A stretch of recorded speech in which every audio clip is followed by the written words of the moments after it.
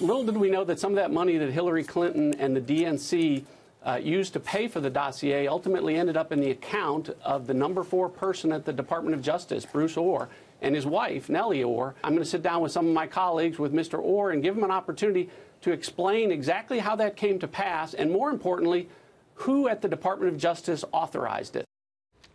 Those are important questions. DOJ official Bruce Ohr expected to give closed-door interviews to 2 House committees next week as he comes under fire for his connection to former British spy and author of the Trump dossier, Christopher Steele. President Trump said Friday that Ohr could be the next person to have his security clearance revoked. Let's bring in Congressman John Ratcliffe, a member of the House Judiciary Committee. Thank you very much, Congressman, for your time this morning. What would make that much different than what we just saw happen with John Brennan is that Bruce Ohr is a current employee of the DOJ, correct? Absolutely. You have to ask yourself, with regard to security clearances for Bruce Ohr, this is the number 4 person at the Department of Justice at the time of all of these events, yet had no counterintelligence experience or authority, and yet was involved in this very high-profile counterintelligence investigation where his immediate supervisor, Deputy Attorney General Rod Rosenstein, said he had no authority. We've come to find out, as was just played in that clip, that he was also benefiting from it financially. So you have to ask yourself, a person engaged in that activity, why would they still have security clearances? And I'm sure that's what you're going to ask him when you sit him down behind closed doors. So what exactly do you and other House Republicans want to ask Bruce Ohr when you finally have him behind closed doors for this sit-down session?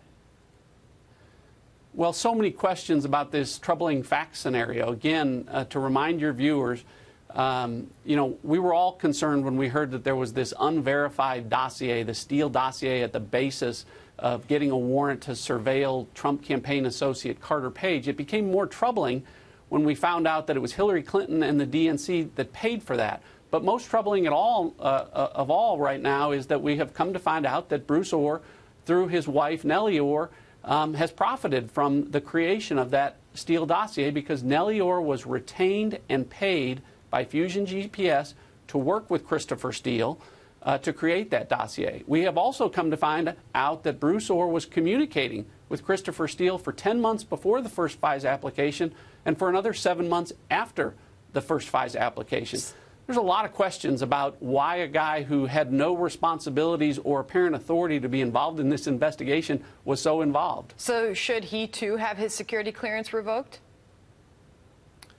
I would have already done it, Sandra. I don't know why folks under that level of scrutiny for that type of misconduct that can clearly be documented at this point would still have security clearances. It's not an issue of free speech, as John Brennan would like to say. It's an issue of national security. Why would we give someone under the level of scrutiny that we're looking at for this type of misconduct or perhaps illegal conduct access to sensitive national security information? You know, Congressman, for the American people, we see these, closed-door sessions, questioning by House Republicans on this issue, and the Americans see you, and that this is going to happen finally with Bruce Ohr in this case, August 28th.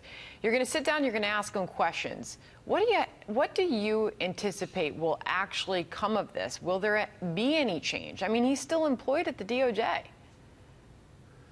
He is, and he is a federal employee, and there is a process that takes to remove anyone from that position. We certainly saw that play out with Peter Strzok. It took a long time before he was ultimately, through an internal review process, terminated by the FBI. I don't know ultimately what will happen with Bruce Ohr, but it's right for all of us and the American people to question why someone under this type of conduct would still be employed there. But behind closed doors, what we'll have is an opportunity to go into the details about all of this activity that has really caused so much concern for the American people regarding the Department of Justice and the FBI, and why so many people have had their confidence shaken that the department and the FBI are doing the right things for the right reasons, because it certainly appears that in connection with the election and the events surrounding the election of Donald Trump in 2016, that was not the case. Yeah. Well, you will be leading that questioning, Congressman Ratcliffe, so we will look forward and anticipate to whatever may come out of that when it happens, August 28th. Thank you very much, sir, for your time this morning. You bet. Thanks, Sandra.